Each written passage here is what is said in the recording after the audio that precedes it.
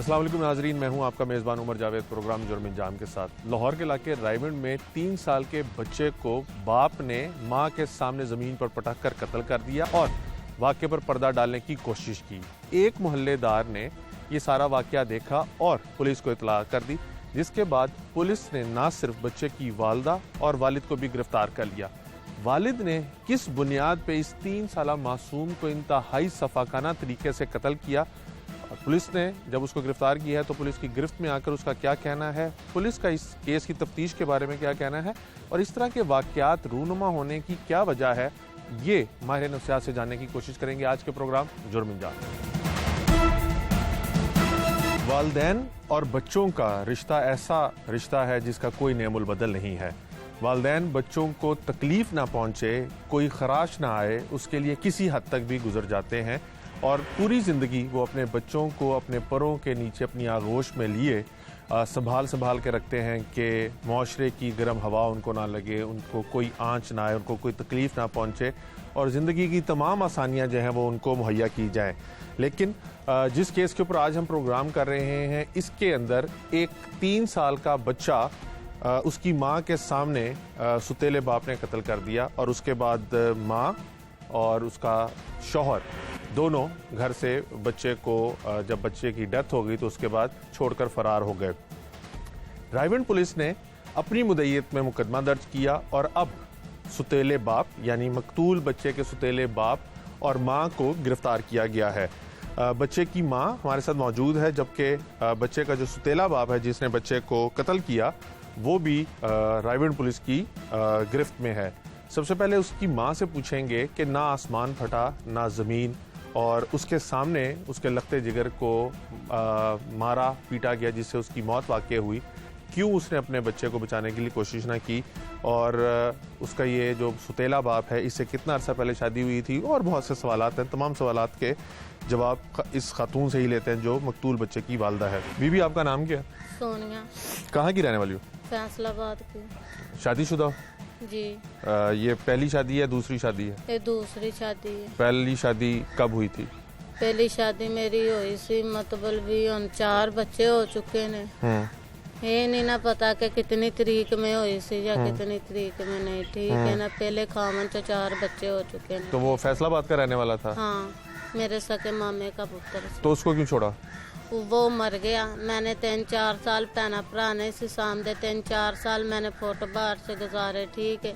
मैनू होटलों वाले बाजारों वाले नाश्ता देंदे रहा, रात नू सदा करती सी उत्थे फुटबाल च अपने बच्चे लैके सौ जाते। कितने बच्चे हैं आपके? हमारे 4 बच्चे। कितने बड़े बड़े हैं? एक है कि 50 सालों की बच्ची है दी, एक बच्चा 14 सालों का बेटा है ते बास अली 3 सालों का सी। जो कत्ल हुआ बच्चा वो 3 साल का था। हाँ, तो ये दूसरा शौहर इससे कब शादी की? हो चले 3-4 साल ही हो, नहीं 3 साल हो चले। तो ये कैसे मिला? रिश्तेदार? पहला शौहर रिश्तेदार था या गैर था? नहीं, वो मेरा सके मामे का पुत्र से। मामे का बेटा था? हाँ जी। अच्छा, और वो कैसे फौत हुआ? उसको कैंसर की बीमारी से। ये कैसे मिला? जे वैसे भी मैं फुटबॉल च गुजारती सी, ये उधर फिरदा तुरदा गया कि इसने कहा कि तुम इत्थे रहती हो, कभी किसी को मंग के खाती, कभी किसी को, तो अच्छी बात नहीं है, तुम हमारे नाल हक कर लो, मैं तुझको संभाला, तारे बच्चों को संभाला, मैं इस नाल अपना हक कर लिया। तो तुम मांगती क्यों थी? तुम काम शाम क्यों नहीं करती थी? तो बच्चे सी ना छोटे छोटे, मैं बच्चे छोटे छोटे छड़ के किसी घर काम करन जाती तो बच्चों ने पिछों किन्ने सामना है, मैं फिर मंग के ही उन्होंने कमाना। कहाँ पे मांगती थी तुम? ललियानी बाजार में। इधर लाहौर में? हाँ। लाहौर में या कसूर में? लाहौर में। और ये सड़क के ऊपर तुम्हें मिला? जी। तो फिर क्या प्यार वगैरह हो गया, क्या हुआ? प्यार वगैरह नहीं होया, ठीक है ना। इसने कहा कि तुम मेरे नाल हक कर लो, ठीक है, मैं तुम्हारे बच्चों को संभाला, तुझे मैं बाहर नहीं निकलने दांदा, जैसे तुम करती हो मांगती हो, मैं ऐसे नहीं मांगने दांदा, ठीक है ना। मैंने कहा ठीक है, मैंने इस नाल अपना हक कर लिया। ठीक, तो इसकी पहले शादी वगैरह नहीं हुई थी? ये खबारा था? नहीं, शादी हुई सी, ठीक है। वो पहली इंदी बुढ़ी नहीं इंदे कोल रही, ठीक हो गया। अच्छा, ਉਹਨੂੰ ਛੱਡਤਾ ਹੈ जी। ਤੇ ਇਹਦੇ ਚੋਂ ਵੀ ਕੋਈ ਬੱਚੇ ਵਗੈਰਾ ਨੇ? नहीं, इंदे चो नहीं आली कोई ਤੇ बच्चा। ਕਿੱਥੇ ਰਹਿੰਦੇ ਸੋ ਤੁਸੀਂ ਇਹਦੇ ਨਾਲ? ਸਾਰੇ ਦੋ ਬੱਚਿਆਂ ਨੂੰ कासम गार्डन। ਅੱਛਾ ਇਕੱਠੇ ਤੇ ਤੇ ਬੱਚੇ ਵੀ ਨਾਲ ਹੀ ਰਹਿੰਦੇ ਸਨ? ਜੀ ਬੱਚਿਆਂ ਨੂੰ ਪਿਆਰ ਵਗੈਰਾ ਕਰਦਾ ਸੀ? ਬੱਚਿਆਂ ਨੂੰ ਪਿਆਰ ਵਗੈਰਾ ਵੀ ਸਾਰਾ ਕੁਛ ਹਿਸਾਬ ਕਰਦਾ ਹੈ, ਠੀਕ ਹੈ ਨਾ। ਉਹ ਬੱਚਾ ਹੀ ਦੀਵਾਰ ਤੋਂ ਗਿਰਿਆ, ਉਹਦੇ ਦਿਮਾਗ 'ਚ ਸੱਟ ਲੱਗੀ, ਚੱਲਦਾ ਫਿਰਦਾ ਸੀ, ਸਾਨੂੰ ਤਾਂ ਇਹੋ ਪਤਾ ਸੀ ਕਿ ਚੰਗਾ ਭਲਾ ਖਾਂਦਾ ਪਿਆ ਵਾ।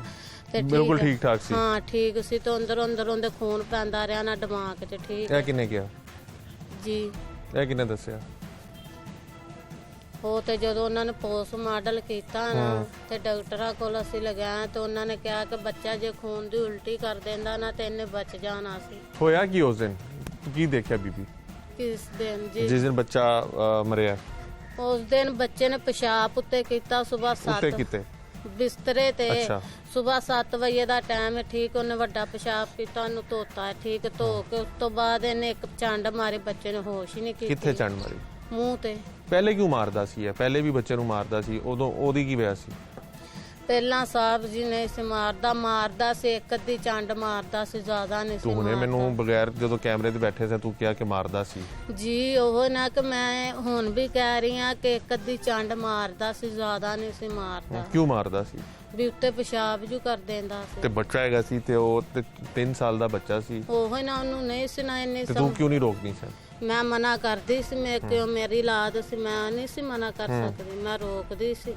ਜਦੋਂ ਉਸ ਦਿਨ ਇਹਨੇ ਤੇਰੇ ਸਾਹਮਣੇ ਚੰਡ ਮਾਰੀ ਤੇ ਬੱਚਾ ਬੇਹੋਸ਼ ਹੋ ਗਿਆ ਜੀ, ਉਸ ਤੋਂ ਬਾਅਦ ਕੀ ਹੋਇਆ?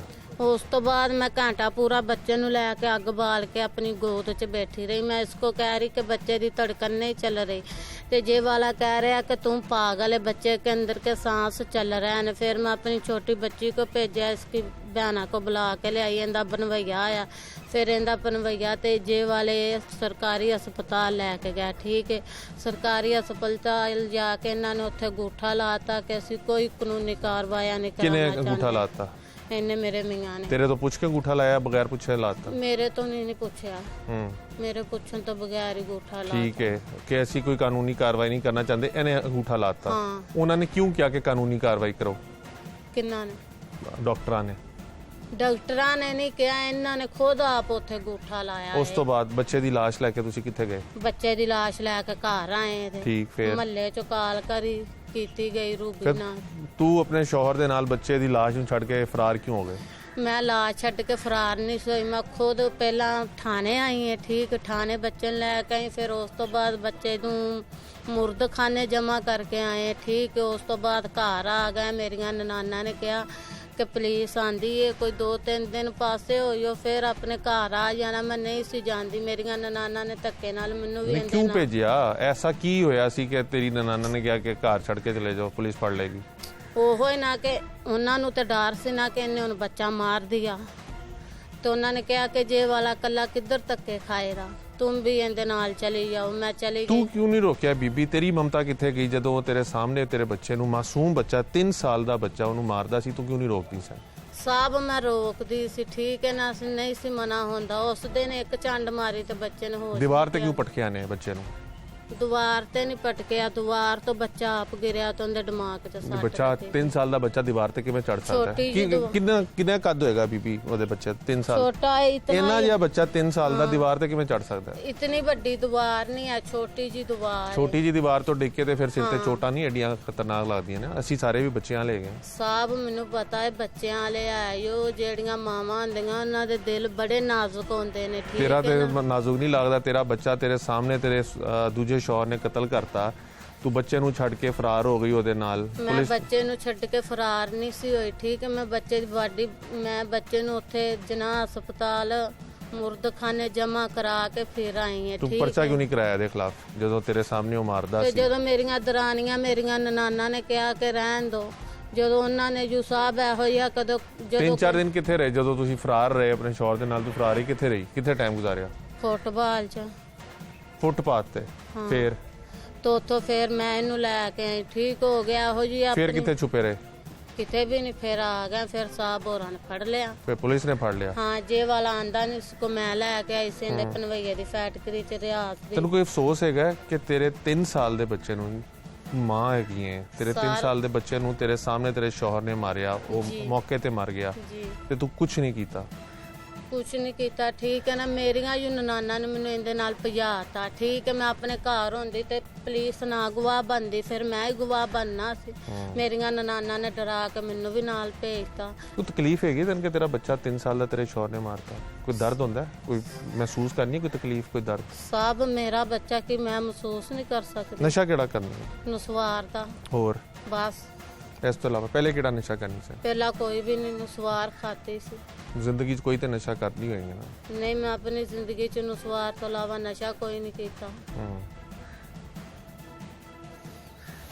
आप मुलजिमा की गुफ्तगू सुन रहे हैं इसके सामने इसके 3 साल के बच्चे को इसके दूसरे शौहर ने तशद्दुद करके कत्ल कर दिया उसके बाद जब वो बच्चा दम तोड़ गया और इसने उसको कहा कि इसको डॉक्टर के पास ले जाया जाए तो ये अस्पताल लेके गए वहाँ पे डॉक्टरों ने बच्चे की मौत की तस्दीक कर दी वहाँ पे डॉक्टरों ने मुमकिन तौर पे ये कहा कि आप कोई कानूनी कार्रवाई करना चाहते हैं तो इसके शौहर ने इसकी कंसेंट के बगैर ही वहाँ पे लिख दिया कि कोई कानूनी कार्रवाई नहीं करना चाहते उसके बाद बात खुली पुलिस तक बात पहुंची तो ये बच्चे की ये और इसका शौहर बच्चे की लाश को छोड़ के फरार हो गए आपने इसके मुंह से सुना कि वो मारता था ये रोकती थी लेकिन वो रुकता नहीं था मुलजिम भी यहाँ पे है मुलजिम से जानने की कोशिश करेंगे 3 साल का मासूम बच्चा जिसको अभी ज़िंदगी के बारे में कुछ भी पता नहीं होता अभी वो माँ बाप के साए के तले पनप रहा होता है बड़ा हो रहा होता है इतने मासूम बच्चे को वो सिर्फ बिस्तर के ऊपर पॉटी वगैरह कर देने की वजह से तशद्दुद का निशाना बनाता था या कोई और भी वजह या ये अभी भी झूठ बोल रही है और अपने शौहर को बचाने की कोशिश करती ये मुलजिम से जानने की कोशिश करते हैं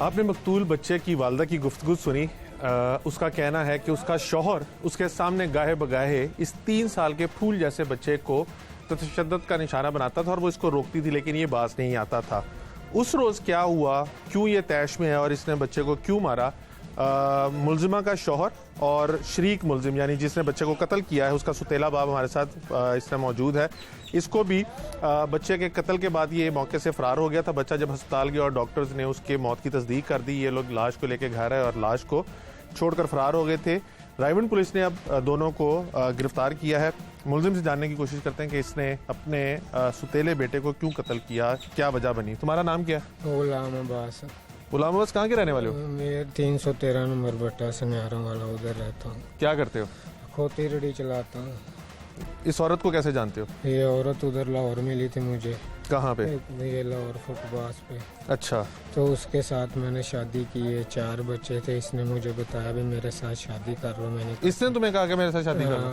मैंने क्यों कहा, ठीक तुम है। जानते थे एक दूसरे को पहले नहीं जानता था हाँ तो इसके जो चाचे की बेटी थी वो जानती थी उसके साथ वो इधर आती जाती थी उसके साथ सलाम दुआ सी इसलिए इधर उसने मेरी शादी करा दी इसके साथ अच्छा तो ये बच्चे लेके तुम्हारे पास आई हैं बगैर बच्चों के बच्चे लेके मेरे पास आई थी तुम्हारे अपने बच्चे नहीं है एक बेटी छोड़ आई थी 3 बच्चे लेके आई थी 2 बेटे 1 बेटी तुम्हारे अपने बच्चे नहीं है नहीं अपने बच्चे पहले से शादीशुदा थे तुम नहीं तुम्हारी पहले शादी नहीं हुई भी पहले शादी हुई थी वो फौत हो गई थी अच्छा तो उससे बच्चा नहीं हुआ साल हुआ था शादी हुई थी तो उसके बाद वो फौत हो गई उसके बाद फिर मैं अपने खोती रेडी चलाता था शुरू से तो फिर ये मुझे मिली इसकी बयान ये क्या करती थी जब तुम्हें मिली ये वहाँ पे लाहौर में क्या करती थी ये मांगती थी लाहौर पे फुटपाथ अच्छा तुम्हें ये मिल गई शादी की है फिर तुम दोनों को प्यार हो गया वहाँ पे फुटपाथ पे ही हाँ फिर इसको मैं अपने घर ले आया हूँ कितना अरसा पहले शादी हुई तुम लोगों की 1.5 साल हो गया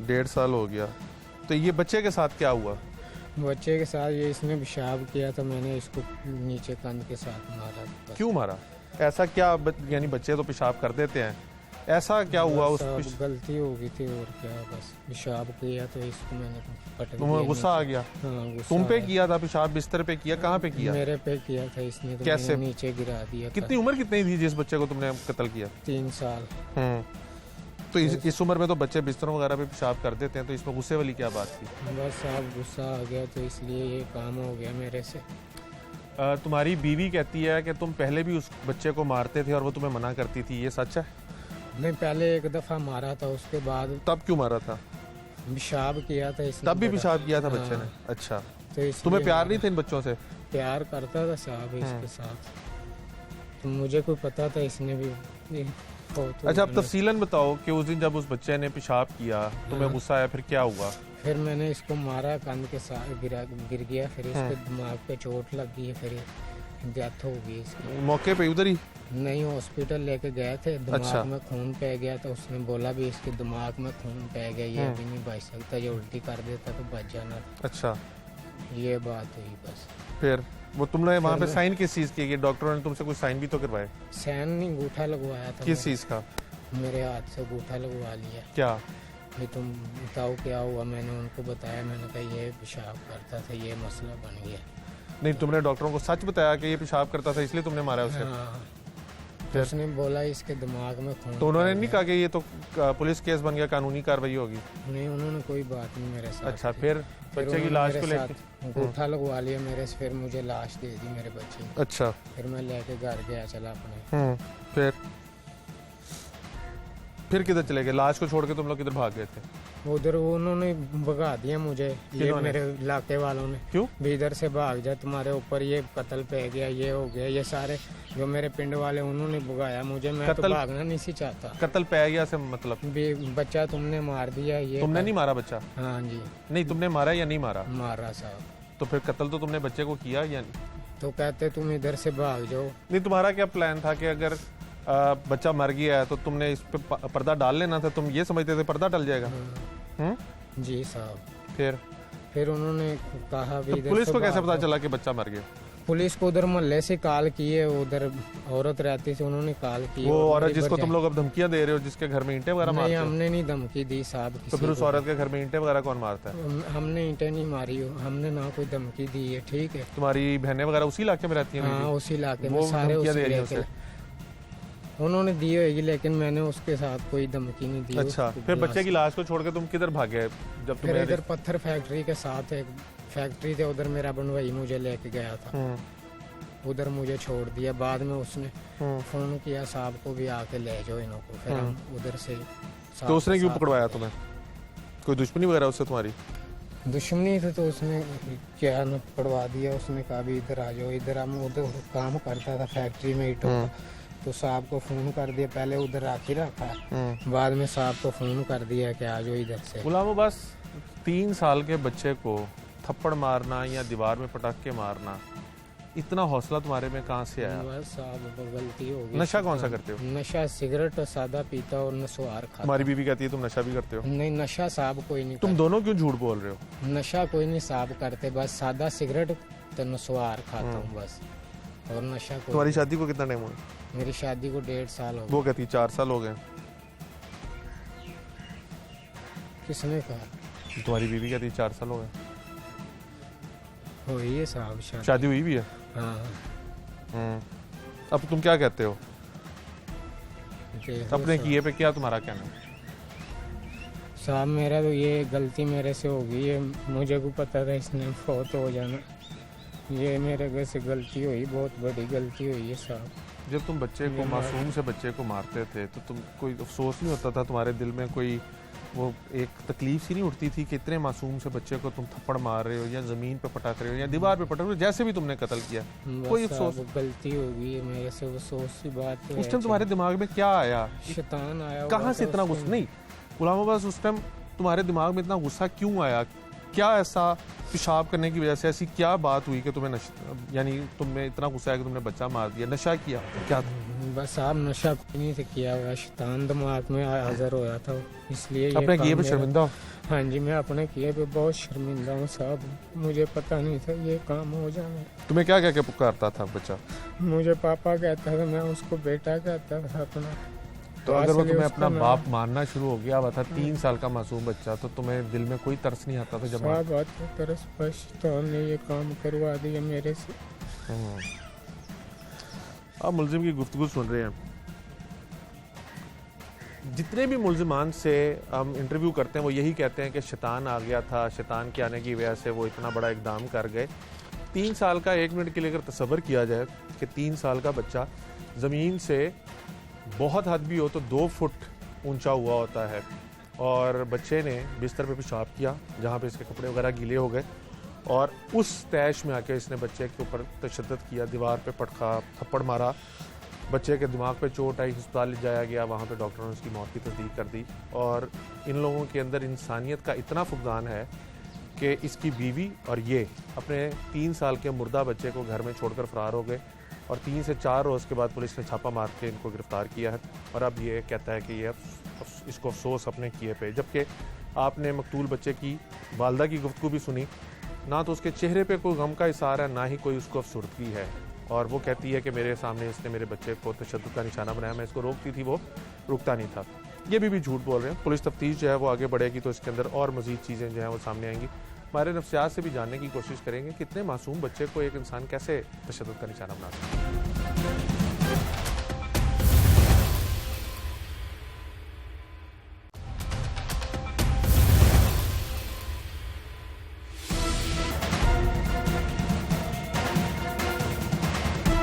आपने मकतूल बच्चे की वालदा और सफाक सुतेले बाप की गुफ्तगू सुनी कि किस तरह से माँ के सामने उसके बच्चे को तशद्दुद का निशाना बनाया गया और बच्चा जान की बाजी हार गया और मुल्ज़िमान फिर बच्चे की लाश को छोड़कर फरार भी हो गए थे। इंचार्ज इन्वेस्टिगेशन थाना रायविंड हमारे साथ मौजूद है कमर साजिद साहब, इनसे जानने की कोशिश करेंगे कि मुल्ज़िमान लाश को छोड़कर फरार हो गए थे और इब्तदाई तौर पर इस तरह का कोई वाक़या रिपोर्ट भी नहीं हुआ था जब तक वो मोहल्लेदार खातून ने 15 नहीं की। क्या कॉल मौसूल हुई थी, पुलिस ने अपनी मुद्दत में मुकदमा क्यों दर्ज किया, मुल्ज़िमान को कैसे गिरफ्तार किया और मुल्ज़िमान जो अब बयान दे रहे हैं उनमें कितनी हकीकत है, क्या सदाकत है, तमाम तफसीलात इनसे जानते हैं। कमर साहब, एक तो वक्त के लिए शुक्रिया। इब्तदाई तौर पे आप लोगों को क्या मालूमात मिली, कैसे ये डिस्क्लोज़ हुआ कि बच्चा हादसाती मौत नहीं बल्कि कत्ल हुआ है? बिल्कुल, ये बड़ा एक बदकिस्मती से बड़ा अंदोनाक वाक़या है जिसमें एक सौतेले बाप ने एक मासूम जो उसका बेटा था अब्बास जिसकी 3 साल उम्र थी उसकी जान ले ली। तो ये 17 फरवरी को ये रूबी नामी एक औरत है, इनकी महल्लेदार जो है, वो इतला देती है कि एक बाप ने अपने बेटे को कत्ल कर दिया है। जबकि उससे पहले कोई 15 की कॉल नहीं, कोई इतला नहीं थी, इनकी तरफ से कोई इतला मौसूल पुलिस को हस्ब ज़ाब्ता नहीं हुई थी। तो इस इतला पे जब पुलिस ने रिस्पॉन्ड किया तो पता चला कि ये जो इसका बाप था गुलाम अब्बास उर्फ शीमा, ये इसको इस वाक़े से पहले भी मारता पीटता था। अच्छा। और वह मारपीट की वजह एक तो उसका सौतीलापन और दूसरा चूँकि इसका जो पहला वालिद था अब्बास बच्चे का वो फौत हो चुका था, नदीम उसका नाम था, तो इसने फिर दूसरी शादी कर ली थी। ये बेसिकली औरत और जो ये बच्चा है और इसका जो पहला वालिद है ये जड़ा वाले के रहने वाले हैं। तो इसने फिर यहाँ पे आके ये गुलाम अब्बास नामी शख्स से दूसरी शादी कर ली। तो ये छोटा बच्चा आपको पता है कि बड़ा मासूम होता है, वो गुनाहों से वैसे भी पाक होता है। तो ये अक्सर रात को पेशाब वगैरह कर देता था, तो उस पर आके इसको तशद्दुद करता था और उसको मारपीट करता रहता था। तो उस दिन भी ऐसे ही हुआ, जब इसने बच्चे ने पेशाब कर दिया बिस्तर पे तो उसका जो वालिद है इसने तैश में आके उसको दीवार से पटका, जिसकी वजह से उसके सर पे चोटें आईं, अंदरूनी चोटें आईं और वो बच्चा कोमे में चला गया। तो उसके बाद जब पुलिस ने वहाँ पे रेड किया तो ये वहाँ से गायब थे और महल्लेदारों की मदद से पुलिस ने उसको जो है ना वो बच्चे को डेड हाउस पोस्टमार्टम के लिए भिजवाया। अब बदकिस्मती से इसका जो पुराने जो इनके जो असल रियल वारिस हैं उनका सरेदस्त कोई पता नहीं था। जो वालदा थी ये भी जो इसके सौतीला बाप के साथ रफू चक्कर हो गई थी मौके वारदात से। तो उसके बाद जब ये 2-3 दिन इनके वारिस को तलाश किया तो इनका कुछ फुफा है एक जो छोटा बच्चा है उसको लेके फिर इसका पोस्टमार्टम कंडक्ट करवाया हुआ। तो मुकदमा पुलिस ने किसकी मुद्दत में दर्ज किया? अपनी मुद्दत में? चूँकि इसमें मुद्दई कोई बनने को तैयार नहीं था, क्योंकि ये जो इनके जो वारिस थे ये तो बता रहे थे कि ये बच्चा दीवार से गिर के मरा है, जबकि जो हकीकत वो कुछ और थी। तो इस वजह से पुलिस को मुद्दई बनना पड़ा। जहाँ पे कोई मुद्दई नहीं बनता वहाँ पे फिर सरकार मुद्दई बनती है। तो उसने जब पोस्टमार्टम कंडक्ट किया तो उसमें पता चला कि इसके चेहरे और जो सर है, दिमाग है, उसमें गहरी चोटें आई जिसकी वजह से ये अल्लाह ताला को प्यारा हो गया। तो ये मुल्ज़िमान जब अस्पताल ने बच्चे की डेथ कंफर्म की तो ये बच्चे की लाश को लेकर घर गए और उसके बाद फ़रार हो गए। फ़रार होने की क्या वजह और फिर कितने रोज़ के बाद ये गिरफ्तार हुए? नहीं, ये लाश को नहीं लेके गए थे। लाश को जो एक इनकी जो मुलज़म है, इसकी कोई बहन है, वो लेके गई, एक तो और जो करीबी अजीज़ थे वो लेके गए, और उसके बाद ये वहाँ से गायब हो गए। तो फिर चूँकि एक बड़ा छोटा मासूम बच्चे का ये बड़ा अंदोनाक वाक़या था, जिस पे DI साहब इन्वेस्टिगेशन, SS साहब इन्वेस्टिगेशन, हमारे SP साहब सदर इन्वेस्टिगेशन और ASP साहब ने बड़ा सीरियसली नोटिस लिया और मुख्तलिफ़ टीमें तश्कील दी, जिसमें अल्हम्दुलिल्लाह ये बहुत जल्दी जो है इनको हमने गिरफ़्तार कर लिया। उसमें इनकी जो, चूँकि ये एक मुलज़म जो था, इसके पास कोई मोबाइल फ़ोन नहीं था, ना इसकी वालिदा के पास कोई मोबाइल फ़ोन था, तो जिसकी वजह से थोड़ा सा प्रॉब्लम पेश आई और इनको ट्रेस करने में थोड़ा सा दुश्वारी का सामना करना पड़ा। अब बच्चे का बाप भी गिरफ्तार है, माँ भी गिरफ्तार है, तो केस को प्रोसीड कौन करेगा? किस तरह से इन मुलज़मानों को मंतकी अंजाम तक पहुँचाया जाएगा? जो इन्होंने कुछ गुनाह किया है उसको कौन प्रोसीड करवाएगा? क्योंकि इसमें मुद्दई जो है वो पुलिस का TSI सिबगतुल्लाह बना है, तो वही इसमें मुद्दई है। तो ये मुलज़मान, चूँकि इसकी जो वालदा है, इसने भी हक़ाइक़ को छुपाया, 201 दफ़ा के तहत ये भी चालान होगी, और जो बाप है वो तो 302 में चालान होगा ही होगा। इनका रिमांड लिया जाएगा इंशाअल्लाह ताला, और उसके बाद फिर ये जेल भेजे जाएंगे और चालान मुरतब करके सेंड टू कोर्ट करवाया जाएगा, ताकि इनके खिलाफ कड़ी से कड़ी सज़ा इनको मिल सके। सुतेले बाप ने 3 साल के बच्चे को उसकी माँ की मौजूदगी में कत्ल किया। क्या ये कोई जहनी बीमारी है?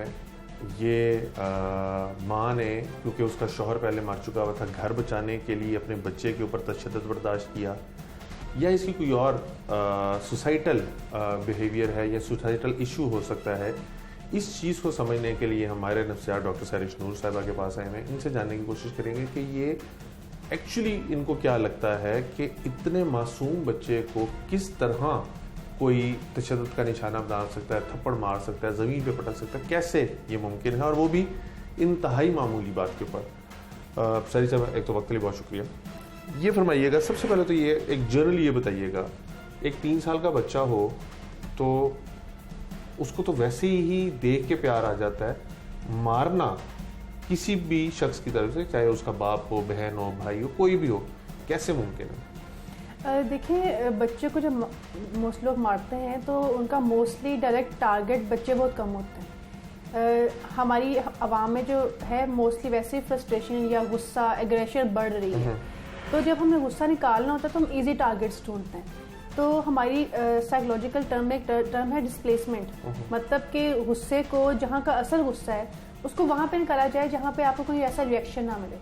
जैसे कि अगर आपको बॉस डांटता है तो घर आके अपनी वाइफ पे, बच्चों पे निकालना, तो ये डिस्प्लेसमेंट हो सकता है कि जब छोटे बच्चों पे गुस्सा निकाला जाता है तो हो सकता है पहले तो ये कि उस बंदे का हम अपनी कंडीशन जो है, हम अगर बायो साइको सोशल मॉडल देखें तो बायोलॉजिकली उसकी क्या कंडीशन है, फिर साइकोलॉजिकली वो किस तरह की सोचों का सामना कर रहा है, फिर सोशली वो किस ग्रुप ऑफ पीपल से ताल्लुक़ रखता है, किस मतलब upper class, lower class, lower middle class, सबका माइंडसेट डिफरेंट होता है, उसकी बेस पे भी डिफरेंट बिहेवियर्स आते हैं। तो अगर बच्चे को एक इंसान मार रहा है तो मोस्टली गुस्सा उस बच्चे का नहीं होता, उनको मल्टीपल वजहों से गुस्से हो सकते हैं, और वो जल्दी उनका टॉलरेंस लेवल ही कम हो जाता है कि बच्चा अगर छोटा से भी एक्ट करता है तो उनको पता है कि बच्चे हमें उस तरह से रिस्पॉन्स बैक नहीं कर सकते, या बच्चे हमारा कुछ नहीं बिगाड़ सकते। और स्पेशली जब अपना बच्चा हो तो फिर भी हम थोड़ा सोचते हैं, डायरेक्ट जो हमारा बच्चा है तो हम उस पर गुस्सा निकालने से पहले 1-2 मिनट सोच लेते हैं कि हम निकालें ना। स्टेप मदर या फादर का उस तरह से बॉन्डिंग नहीं होती जो एक रियल फादर या मदर की होती है, तो इस तरह से उनके लिए वो एक बच्चा और ज़्यादा इजी टारगेट हो जाता है और वो गुस्सा निकाल सकता है। डॉक्टर साहब, ये फरमाइएगा कि जिस तरह से जिस केस के ऊपर आज हम प्रोग्राम कर रहे हैं, इसके अंदर सगी माँ के सामने सुतेला बाप बच्चे को तशद्दुद करता है। माँ तो कोई भी हो, किसी भी सेक्शन ऑफ सोसाइटी से ताल्लुक़ रखती हो, वो अपने बच्चे के लिए माँ ही होती है, और उसकी ममता जो है वो मामूली सी बात पे भी जाग जाती है, और वो कहते हैं ना कि बिल्कुल कोई ऐसी कसर नहीं छोड़ती कि अपने बच्चे को बचाने की कोशिश। इसके सामने उसका दूसरा शौहर अपने बच्चे को मारता था लेकिन वो रोकती नहीं थी। ऐसा मुमकिन है कि वो अपने शौहर को या शादी बचाने के लिए सारा कुछ करती रही है? कोई और इशू हो सकता है, इंटॉक्सिकेशन की वजह से या इन्फ्लुएंस अंडर ड्रग्स कुछ? देखिए, साइकोलॉजिकली स्पीकिंग ऐसी कोई मदर, वैसे देखें जो हमारी नेचर बनाई गई है, ह्यूमन नेचर, सिर्फ ह्यूमन नेचर ही नहीं, अगर हम एनिमल्स को भी देखें तो मदर की नेचर में बच्चे के लिए केयर है। तो कोई भी माँ अपने बच्चे पे तशद्दुद ना खुद से कर सकती है, ना अपने सामने बर्दाश्त कर सकती है। अगर कोई ऐसी माँ देख रही है और बर्दाश्त कर रही है तो उसके सामने फिर हम देखेंगे फैक्टर्स क्या हैं। सोशल फैक्टर हो सकते हैं। आप बता रहे हैं जैसे कि वो सेकंड फादर था, स्टेप फादर था, फर्स्ट फादर जो है अब उसका नहीं है। मे बी उसको ये डर है कि अगर ये फादर भी नहीं होगा तो हमें कौन सपोर्ट करेगा। एक सोशल सपोर्ट के लिए, फाइनेंशियल सपोर्ट के लिए, फिर एक एक्सेप्टेंस के लिए सोसाइटी में। हमारी सोसाइटी में एक औरत को जिसके बच्चे हों, उसका हस्बैंड ना हो, कोई एक्सेप्ट नहीं करता। तो अगर वो सेकंड मैरिज थी तो मे भी सोशल प्रेशर की वजह से और एक बना के रखने की वजह से कि अपना घर है, एटलीस्ट वो सपोर्ट तो कर रहा है, बच्चों को साथ तो रखा हुआ है। मे बी ये फैक्टर्स उसके माइंड में हो जिसकी वजह से हो सकता है वो रोकती हो, बट वो इतनी स्ट्रॉन्ग ना हो। अगर आपका इस वाले जवाब को देखा जाए तो जब बच्चा मर गया और उसको पता चल गया माँ को कि ये बच्चा मर गया, अस्पताल ने उसकी तस्दीक कर दी है, तो वो बच्चे की इलाज को छोड़कर शौहर के साथ फरार हो गई। तो ये बिहेवियर क्या है? हो सकता है कि उसको कोई धमकियाँ मिली हो या उसके हस्बैंड ने, वही जो है पहले बात की प्रेशर की, उसके ऊपर सोसाइटल प्रेशर हो कि अच्छा एक बच्चा तो मेरा मर गया, बाकी बच्चे जो मेरे हैं, अगर मैं इस हस्बैंड के खिलाफ खड़ी हो जाती हूँ तो बाकी बच्चों को कौन संभालेगा या मुझे खुद को कौन संभालेगा। एक ये फैक्टर हो सकता है। दूसरा हो सकता है कि मदर खुद ही इतनी स्टेबल ना हो, साइकोलॉजिकल स्टेबल ना हो, या जो बिल्कुल लोअर आईक्यू के लोग होते हैं वो प्रोसेस नहीं कर पाते। जिनका आईक्यू लो है उसको नहीं पता कि क्या प्रोज एंड कॉन्स हो सकते हैं मेरे ऐसे करने से, तो उसको शॉर्ट टर्म में जो उस वक्त सही लगा उसने उस तरह से बिहेव कर दिया। अब सारा कुछ हो गया, बच्चे की तस्लीन हो गई, ये पकड़े गए, लेकिन वो आज भी यही कह रही है कि छत से गिरा, उसके बाद उसे थप्पड़ मार दिया, बच्चा मर गया, बस हो गया।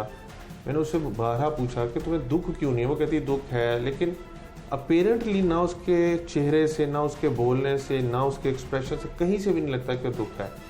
कोई मेंटल कंडीशन हो सकती है? एक तो ये कि हम समटाइम्स कुछ लोग अपने दुख को छुपाने में बहुत एक्सपर्ट होते हैं। हम समटाइम्स वाकई अंदाज़ा नहीं लगा सकते कोई इतना दुखी है, लेकिन मोस्टली दुख चेहरे से कुछ हद तक अयां हो जाता है। लेकिन अगर इसको देख के हमें लग रहा है कि एक बच्चे की डेथ हुई है और माँ को उसकी तकलीफ नहीं है, तो देयर इज़ समथिंग रॉन्ग। उस औरत की मेंटल कंडीशन, उसकी और जो मसाइल चल रहे हैं, या हमें और डिग आउट करने की और इस पर इन्वेस्टिगेट करने की ज़रूरत है कि और क्या फैक्टर्स हैं जिसकी वजह से शायद वो भी रियलिटी छुपा रही है या फेक कर रही है या अपने ही जज्बात को छुपाने की कोशिश कर रही है। क्योंकि जो मदर है उसकी बॉन्डिंग ऐसी होती है कि वो तो ना तो बच्चे को तकलीफ दे सकती है, ना तकलीफ में देख सकती है, तो उसकी साइकोलॉजिकल कंडीशन में कोई ना कोई मसला हो सकता है। बहुत शुक्रिया। हमारे नफ्सियात सैरिश नूर साहबा की आपने गुफ्तगू सुनी। सीनियर अफसरान ऐसे वाक़यात के ऊपर क्या राय रखते हैं और किस तरह से ये इंश्योर करते हैं कि मुलज़मान को सज़ा मिल सके, उसे जानने की कोशिश करते हैं।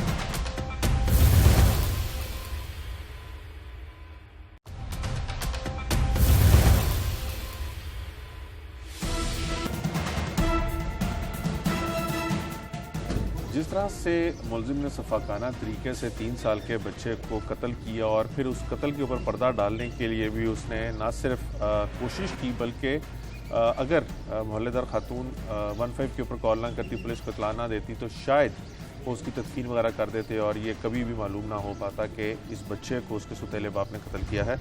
एसपी इन्वेस्टिगेशन सदर हमारे साथ मौजूद हैं ज़ैन आसिम साहब, इनसे जानने की कोशिश करेंगे कि इस तरह के वाक़यात में अमूमी तौर पे क्या होता है, क्योंकि इस केस के अंदर पुलिस खुद मुद्दई बनी हुई है और बच्चे की वालदा जो है वो भी पकड़ी गई हुई है और उसका जो सुतेला बाप है वो भी पकड़ा गया है और कोई भी पैरवी करने के लिए नहीं है। तो इन केसेस का फेट क्या होता है? जैन साहब, एक तो वक्त के लिए बहुत शुक्रिया।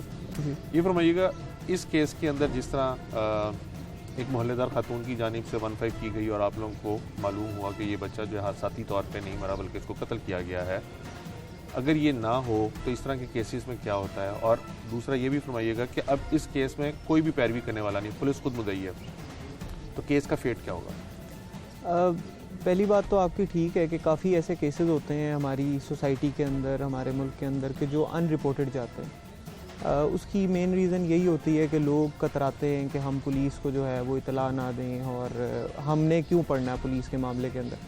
But with the passage of time देखने में ये आया है कि लोगों में थोड़ा शऊर आ रहा है, लोग इस चीज़ को फील करते हैं कि भाई हमारी ये मॉरल रिस्पॉन्सिबिलिटी है कि हम क्राइम को रिपोर्ट करें। तो उसकी वजह से जो ऐसे अनरिपोर्टेड केसेस हैं उनकी अब तादाद में कमी देखने में आ रही है। जहाँ तक ताल्लुक़ है कि अब इस केस के अंदर पुलिस पैरवी करेगी, तो उसमें मतलब this is not the first time कि हम इस तरह के केसेस होते हैं। बहुत से केसेस में फैमिलीज़ जिसमें ख़ुद फैमिली मेम्बर्स इन्वॉल्व होते हैं, तो उनका यही होता है कि हम इस मैटर को परसू ना करें और इसको अंडर द कारपेट कर दिया जाए। बट उसमें हमारी रिस्पॉन्सिबिलिटी बीइंग पुलिस ऑफिसर्स हमारी यही है कि हमने उसकी कॉग्निजेंस लेनी है। उसमें हमें अगर ख़ुद एप्लीकेंट बनना पड़ेगा हम करेंगे, और उसकी फिर प्रोसिक्यूशन भी हम खुद करते हैं। उसमें फिर हम ये इंश्योर करते हैं, बिकॉज इसके अंदर एक बहुत बड़ा जो ड्रॉबैक होता है वो ये होता है कि हमारे पास जो ओरल एविडेंस है वो नहीं होता। मतलब जो चश्मदीद गवाह होते हैं, जो हमारे आई विटनेसेस होते हैं, वो ऑलरेडी हमारे अगेंस्ट होते हैं। तो उसमें फिर हमें कोई फिज़िकल एविडेंस या हमें कोई डॉक्यूमेंट्री एविडेंस जो है वो प्रेजेंट करना पड़ता है। तो इस केस में भी इसी तरह ही है। इनिशियली जब मैंने ख़ुद भी मौका विज़िट किया, तो हमें वहाँ जो स्टोरी सुनने को मिली वो यही थी कि जी एक हादसाती मौत है। कुछ फैमिली मेम्बर्स से भी मुलाकात हुई, उन्होंने भी यही बताया कि जी ये छत से गिरा है और कुछ अर्सा पहले भी ये ज़ख्मी हुआ था। तो वही उसकी एक कैफियत चल रही थी जिसके अंदर अल्टीमेटली वो जो है वो फौत हो गया। तो हमने फिर उसको, जो हमारा नॉर्मल प्रोसीजर है, हमने उसको पोस्टमार्टम करवाया। वैसे भी फ़िज़िकली भी कुछ वायलेंस के निशानात तो थे, but obviously without any documentary evidence कुछ भी कहना वो हम नहीं कह सकते। तो हमने फिर उसका पोस्टमार्टम करवाया। पोस्टमार्टम रिपोर्ट के अंदर भी यही आया कि भाई इसके जो ब्रेन है उसके अंदर हेमरेजेस हैं और ब्लड क्लॉटिंग हुई है, जिसकी वजह से इसकी डेथ हुई है, और वो इसी केस में पॉसिबल है कि इसको किसी चीज़ में इसके सर को मारा गया हो। तो उससे फिर हमें, चूँकि उस वक्त उसका जो सुतेला बाप था वो भी फ़रार था, उसकी जो माँ थी वो भी बाद में फ़रार हो गई, तो फिर हमारा जो फोकस हो गया वो फिर इसके ऊपर हो गया कि ये डेफिनेटली एक मर्डर की वारदात है और उसके अंदर ये जो इसका सुतेला बाप है वो इन्वॉल्व है। जैसे जिस तरह से खातून ने 15 की उससे रब्ता किया गया, तो वो कहती है कि इसके वर्सा जो हैं वो हमें तंग भी कर रहे हैं। एक अगर बाशऊर शहरी होने के नाते अगर कोई इस तरह से पुलिस को इतला देता है जो कोई अनरिपोर्टेड क्राइम जा रहा हो, तो उसकी प्रोटेक्शन, यानी पाकिस्तान के अंदर विटनेस प्रोटेक्शन ऐसा तो बिल्कुल भी फाल नहीं है, तो उसकी प्रोटेक्शन के लिए क्या इकदाम उठाए जाते हैं? और जिस तरह से वो खातून शिकायत करती दिखाई देती हैं कि इसकी फैमिली जो है, जो सुतेला बाप है उसकी फैमिली उसको तंग करती है, उनके घर में ईंटें वगैरह फेंकती है, उनको तंग करने की कोशिश, हरासा करने की कोशिश करती है। इस चीज़ को कैसे इंश्योर पुलिस करती है कि उस शख्स को जिसने पुलिस को इतला दी है उसको भी प्रोटेक्शन दी जाए? ये स्पेशली अब पंजाब के अंदर जो हमारा क्राइम रिपोर्टिंग का एक मैकेनिज़्म है ना, वो एक बहुत एडवांस्ड लेवल पर है। आपके पास इतने फोरम्स हैं जहाँ से आप हमें अपना पैगाम पहुँचा सकते हैं और जिसके ऊपर हमें एक्ट करना इज़ आवर रिस्पॉन्सिबिलिटी। हर चीज़ की चेकिंग हो रही है, हर चीज़ का एक फीडबैक मैकेनिज़्म है। फॉर इंस्टेंस कोई 15 की कॉल आती है, तो उस 15 की कॉल का एक फीडबैक मैकेनिज़्म है जो विद इन आवर डिपार्टमेंट भी है और जो हम आवाम के साथ भी शेयर करते हैं। उसकी एग्जांपल ऐसे है कि एक बंदा अगर 15 पे कॉल करता है, तो उसको थोड़ी देर के बाद एक फ़ीडबैक कॉल जाती है ये पूछने के लिए कि जो आपने कॉल की थी उसके ऊपर आपका जो रिड्रेसल है वो हुआ है या नहीं हुआ। सिमिलरली हमारी भी जो परफॉर्मेंस क्राइम के अंदर और क्राइम मीटिंग्स के अंदर की जाती है, उसके अंदर इन 15 कॉल्स के ऊपर जो हमारा रिस्पांस है, सिर्फ 15 कॉल्स नहीं, अब आईजी का कंप्लेंट सेल है, डीआईजी साहब की कंप्लेंट्स का सेल है, सोशल मीडिया है, ये तमाम वो फोरम्स हैं जहाँ से हमारे पास हैरासमेंट और इस तरह की जो एप्लीकेशंस हैं वो आती रहती हैं। और जिसके ऊपर हमारे ऊपर अब इतने सोशल प्रेशर्स हैं, एक तो हमारी अपनी रिस्पॉन्सिबिलिटी तो है ही है, इसके साथ साथ इतने सोशल प्रेशर्स हैं कि हमें उसके ऊपर एक्ट करना ही होता। तो एज सच इतना कोई इशू नहीं होता कि जब हमें इस तरह का कोई क्राइम रिपोर्ट होता है और अगर खुदा न खास्ता उसके बाद कोई हरासमेंट या ऐसी कोई चीज़ होती है तो उस पर डेफिनेटली हम एक्ट करते हैं। और ऐसे काफ़ी केसेस हैं जिसमें हमने एक्ट किया भी है और हमने बर वक्त कार्रवाई की है।